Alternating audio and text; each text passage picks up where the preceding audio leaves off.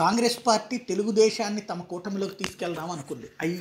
I కూటమిలోకి. ఎందుకంటే జగన్ని ద్వేషించేటువంటి షర్మిలకి అధ్యక్షురాలుగా ఇవ్వడం ద్వారా ఒక ప్రయత్నం చేసింది. అయితే చంద్రబాబు గారి కాంగ్రెస్ని నమ్ముకుంటే కుక్కతోక పట్టుకుని గోదావరి ఈదినట్టేనన్నటువంటి తెలుసు. ఎందుకంటే కాంగ్రెస్ వల్ల ఆంధ్రాలో ఒరిగేదేమీ లేదు. అదే భారతీయ జనతా పార్టీతో అయితే జాతీయ స్థాయిలో కూడా ప్రయోజనం ఉంటుంది కాబట్టి ఆయన అటుకుపోతున్నారు.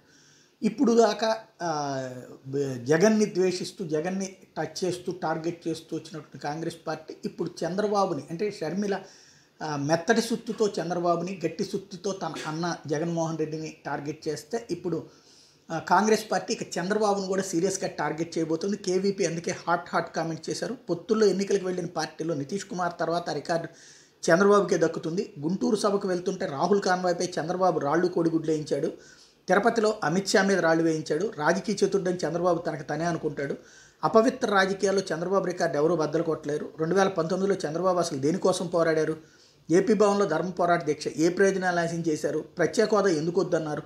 ప్యాకేజీ ఎందుకు ముద్దన్నారు? స్వీట్లు పంచుకుని సన్మానాలు చేసి సన్మానాలు చేయించుకుని పండగ ఎందుకు చేసుకున్నారు?